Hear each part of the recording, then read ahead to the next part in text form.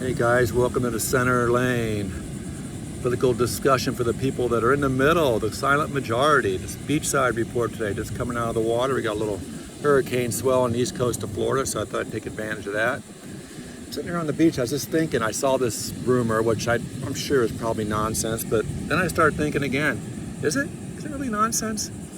The rumor concerns our esteemed governor here, Governor DeSantis, and the possibility of him dropping out of the race now. Now, Trump, of course, jumped all over that and put it on his Truth Network, and I think, et cetera, et cetera. And of course, DeSantis' campaign is vehemently denying it because there is a hurricane here. He's back where he's supposed to be. Came back to the state. He had to do that. Didn't do so well at that mass shooting vigil. I guess you guys heard about that. He's got a lot of work to do here. So my point, I guess, is this. If he were to just suspend his campaign, come back to Florida, pull back into that center lane, because like I said earlier, I told you guys, I think it was my second podcast, it's like, his first 18 months here, he was pretty good. He really was looking to, govern without all the culture war nonsense and the other crap he's come up with lately.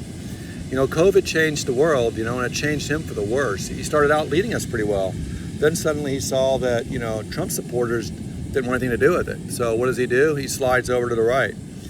And now Trump decides you saw Trump at the time as being weak, which he was, just coming off the riots and all that, and he'd been pretty quiet for about 8-9 months. Believe it or not, there was a time when Trump was quiet.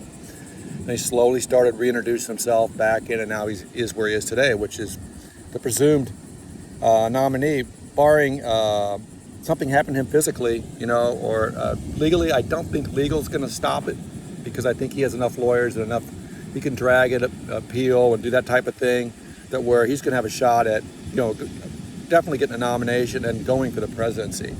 Now, obviously, God help us, he wins as president, but it could happen. So if it does, it does. It's not the point of this discussion, actually.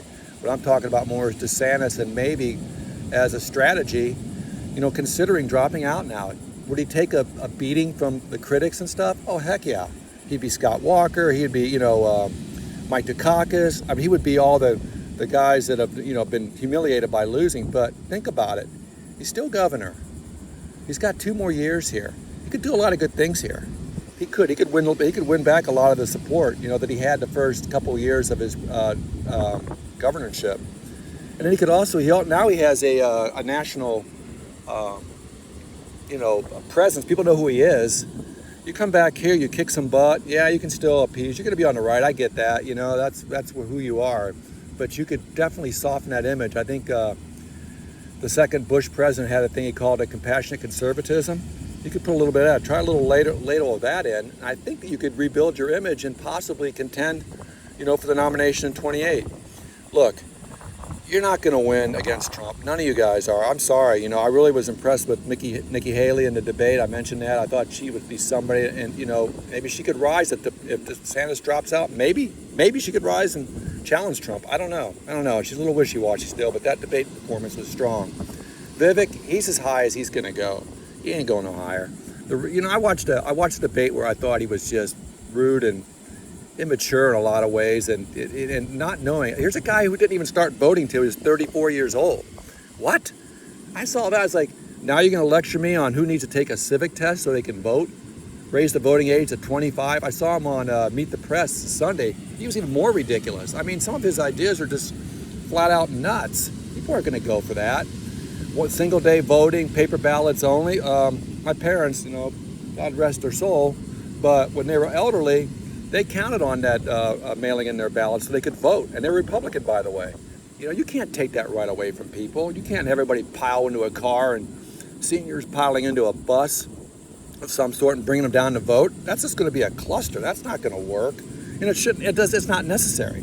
We have plenty of redundant system to make sure that there's not a lot of widespread voter fraud. We just do. And if we didn't know that, we know it after 2020, because trust me, 62 courts or 64 courts, looked at the evidence and saw that there was none. Okay, so that's enough proof for me.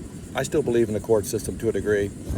But anyways, back to DeSantis. I think that he could potentially rebuild his image. So I'd just like to hear if anybody out there has any comments on that. I would love to hear them, obviously.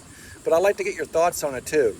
Would that be a good play for him? you know, if you're playing the long game and you're Ron DeSantis and you're 44 years old, I think he is, I think that's a good play. So anyways, just wanted to drop that little note out there, see what other people thought. You have a great day. I might get back in the water. Talk to you later.